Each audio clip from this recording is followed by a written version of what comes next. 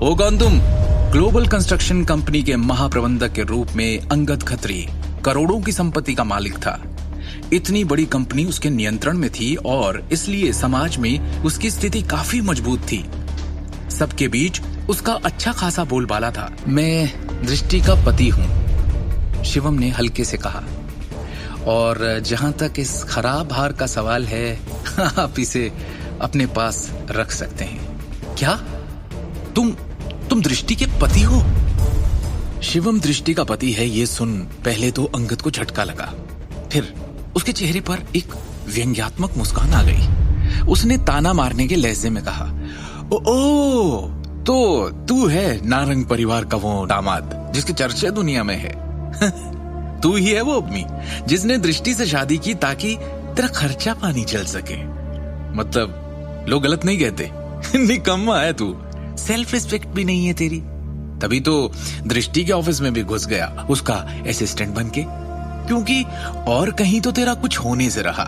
अचानक कमरे के लोग गपशप करने लगे और शिवम का मजाक उड़ाने लगे।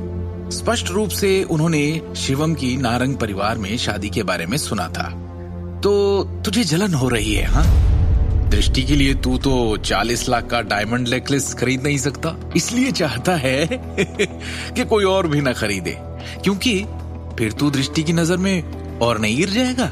शिवम ने अपना सिर हिलाया और कहा, तुम्हारे नेकलेस की सतह के चारों ओर केमिकल की एक परत लिपटी हुई है जिससे इसमें ये चमक है। ये डायमंड नहीं, अमेरिकन डायमंड नेकलेस है जिसकी कीमत 3-4 हजार से ज्यादा नहीं है, और तुम इसे 40 लाख का बता रहे हो। क्या मजाक है अंगद। जब अंगद ने गिफ्ट बॉक्स खोला था तो शिवम ने पहले ही देख लिया था और समझ गया था कि ये डायमंड नेकलेस नकली है। दृष्टि, ऐसे आदमी से शादी की तुमने? मुझे तो तुम्हारे लिए अफसोस हो रहा है। ये आदमी तुम्हें सारी जिंदगी शर्मिंदा करता रहेगा और दुख देता रहेगा। ठीक कहा अंगद ने, शर्म आनी चाहिए शिवम को। वो इतना गिरा हुआ है कि अंगद जैसे लड़के पर झूठा इल्जाम लगाकर उसे बदनाम करना चाहता है, क्योंकि अंगद को टक्कर देने के लिए उसके पास पैसे नहीं है। शिवम, अब दृष्टि को और शर्मिंदा मत करो। मैंने कहा था ना, यहाँ अपना मुंह बंद रखना। करा ली ना खुद की और दृष्टि की बेइज्जती। प्रिया ने घृणा से भरे चेहरे के साथ शिवम की आलोचना की। शिवम ने प्रिया को एक ठंडी नजर से देखा, जबकि प्रिया ने शिवम को सबक सिखाने की योजना बनाई थी, लेकिन उसकी पैनी नजर देखने के बाद उसने अपना मुंह बंद कर लेने में ही भलाई समझी। शिवम का व्यक्तित्व और उसके हाव भाव काफी अलग दिख रहे थे। तब तक इसी दौरान अचानक कमरे का दरवाजा खटखटाने की आवाज आई। एक उग्र दिखने वाला युवक जिसकी बाजू पर एक फूल का टैटू था, अचानक कमरे में घुस गया, एक दुबले पतले व्यक्ति को अपनी मुट्ठी में पकड़े हुए।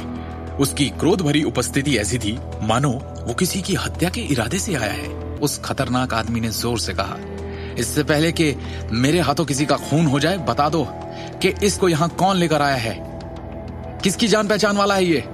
कमरे में कुछ देर का सन्नाटा रहा। जिस दुबले पतले लड़के को पीटा गया था वो उन सहपाठी लड़कों में से एक था जो अन्य लोगों के साथ इस रियूनियन पार्टी में आए थे। शिवम का मजाक उड़ाने में उसने भी अंगद का साथ दिया था। अंगद ने एक सूखी खांसी के साथ कहा, जाने दो उसे। तेरे कहने पे मैं इसे जाने दूं? क्यों, है कौन तू? उस उग्र दिखने वाले आदमी ने अंगद को खौफनाक नजरों से घूरते हुए पूछा। बोल, कौन है तू? अंगद खत्री नाम है मेरा, फेमस ग्लोबल कंस्ट्रक्शन कंपनी का मालिक हूं मैं। चूंकि पर्पल गोल्ड डायनेस्टी केटीवी को मेरी कंपनी ने रेनोवेट किया है, इसलिए मैं उसके मालिक को भी अच्छी तरह से जानता हूं। Angad Khatri, global construction company. वो आदमी बस वापस लड़ने ही वाला था, पर अब एक पल के लिए झिझका, फिर उसने अपने गुस्से को दबा दिया और कमरे से बाहर निकलकर एक चेतावनी दी। देखता हूं तुझे, रुक। थैंक यू अंगद भाई, कमाल हो आप। जैसे ही आपने अपना नाम बताया उस गुंडे का चेहरा देखने वाला था। इंप्रेसिव, इसीलिए तो लड़के अंगद भाई की तरह बनना चाहते हैं। कमरे में मौजूद सभी लोग व्यवहारिक रूप से अंगद की चापलूसी कर रहे थे। अंगद एक राजा की तरह सोफे पर वापस बैठ गया और अपने सिगार का एक कश लिया।